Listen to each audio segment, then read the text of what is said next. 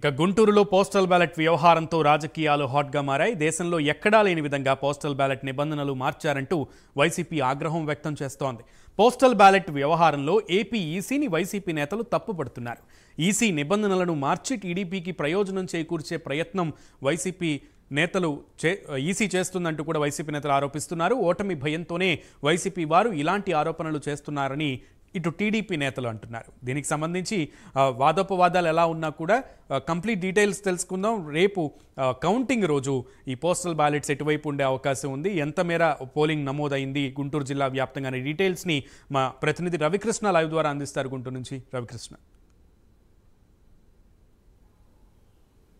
సునీల్, ఏదైతే ఈ postal ballot వ్యవహారం మాత్రం చాలా హాట్ టాపిక్గా మారింది స్టేట్ వైడ్గా కూడా. ఎందుకంటే ఇప్పుడు జరిగినటువంటి ఎలక్షన్స్ ఏవైతే ఉన్నాయో ఎలక్షన్స్ నెక్ టు నెక్గా జరిగినటువంటి నేపథ్యంలో ప్రతి ఓటు కూడా కీలకంగా మారుతుంది. అది విజయానికి అదే దశాదిశ నిర్దేశించే పరిస్థితి అయితే ఏర్పడింది. ఈ నేపథ్యంలోనే ఇప్పుడు ప్రజెంట్ అయితే మాత్రం ఏదైతే ఈ పోస్టల్ బ్యాలెట్లు ఉందో పోస్టల్ బ్యాలెట్ వ్యవహారం మాత్రం చాలా హాట్గా ప్రతి పార్టీ కూడా చూస్తున్న పరిస్థితి అయితే కనపడుతుంది. ప్రధానంగా కూడా వైసీపీ మాత్రం ఏదైతే రిలాక్సేషన్ అంటే మామూలు పరిస్థితుల్లో మాత్రం ఈ పోస్టల్ బ్యాలెట్కి సంబంధించి పోస్టల్ బ్యాలెట్ వేసినటువంటి సందర్భంలో 13A, 13B, 13C అనేటువంటి ఫామ్స్ ఉంటాయి.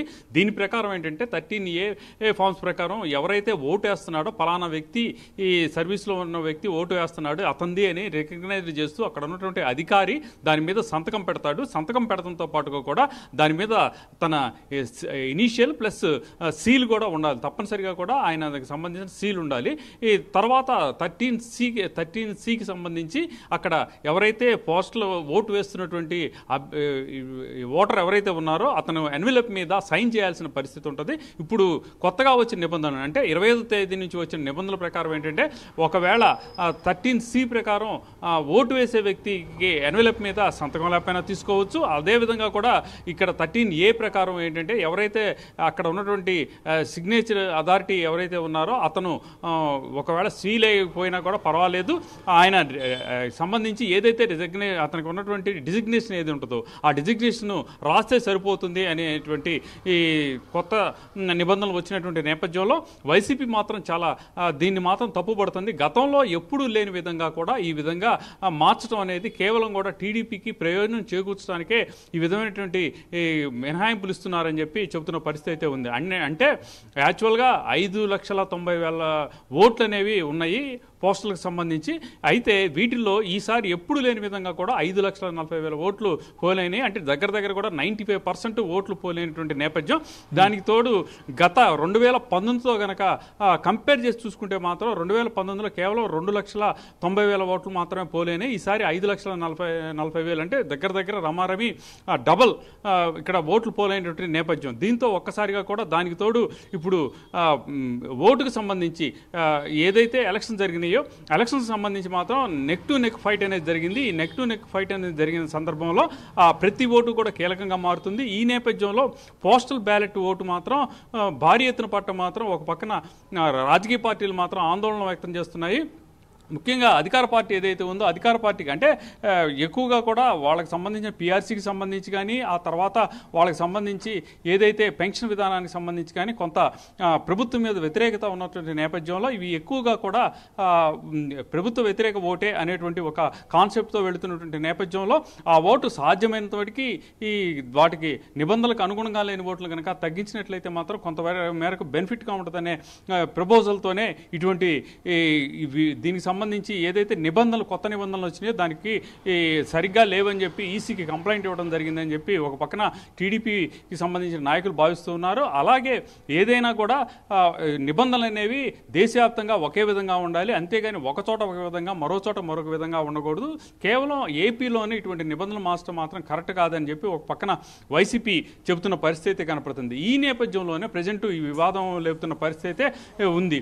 అలాగే ఏదైతే ఈ పోస్టల్ బ్యాలెట్కి సంబంధించిన ఓటింగ్ అనేది మాత్రం గుంటూరు జిల్లాకి సంబంధించి చూసుకున్నట్లయితే మాత్రం గుంటూరు జిల్లాలో ప్రధానంగా కూడా పశ్చిమ నియోజకవర్గం అంటే ఒక పశ్చిమ నియోజకవర్గంలో కీలకమైన పాత్రను పోషించేటువంటి అవకాశం అయితే ఉంది.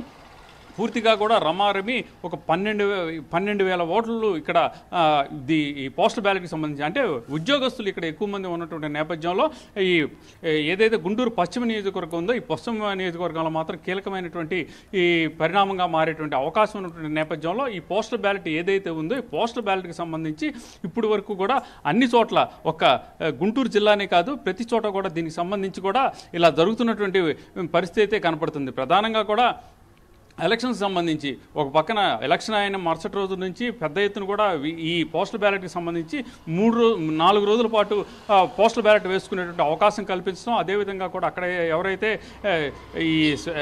ఇప్పుడు సపోజు అక్కడ ఉన్నటువంటి అధికారి అటిస్టేషన్ చేయకపోయినా కూడా అటిస్టేషన్ చేసిన తర్వాత దాని మీద సీల్ వేయకపోయినా కూడా పరిగణలోనికి తీసుకోవాలి అని చెప్పడం మాత్రం తప్పుపడుతున్న పరిస్థితి కనపడుతుంది.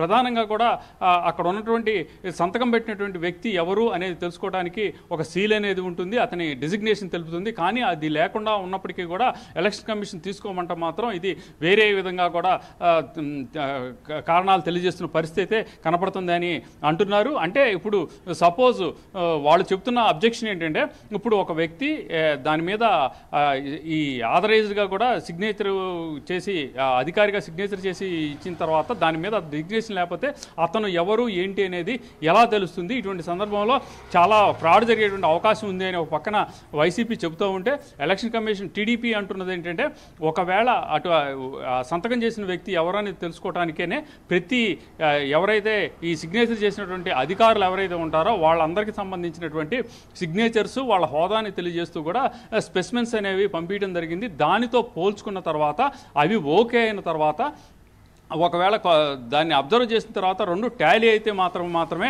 ఇక్కడ ఓట్ అనేది ఈ వ్యాలిడ్గా తీసుకుంటడం జరుగుతుంది. దీంట్లో తప్పు జరిగేది లేదు అని ఒక పక్కన వైసీపీకి కౌంటర్ ఇస్తున్న టీడీపీ ఇస్తున్నటువంటి ఈ పరిస్థితి అయితే ప్రస్తుతం ఇక్కడ కనపడుతూ ఉంది. ప్రధానంగా కూడా దీనికి సంబంధించి ఈ విధంగా కూడా ఏదైతే పోస్టల్ బ్యాలెట్ ఉందో పోస్టల్ బ్యాలెట్ వ్యవహారం మాత్రం ఇరు పార్టీలకి ఒక టాస్క్గా మారిందని చెప్పుకోవాలి. టీడీపీకి సంబంధించి ప్రతి వాళ్ళు కూడా పోస్టల్ బ్యాలెట్లని తమకు అనుకూలంగా పడినాయని చెబుతున్న పరిస్థితి అయితే కనపడుతుంది. Right Ravikrishna, thank you.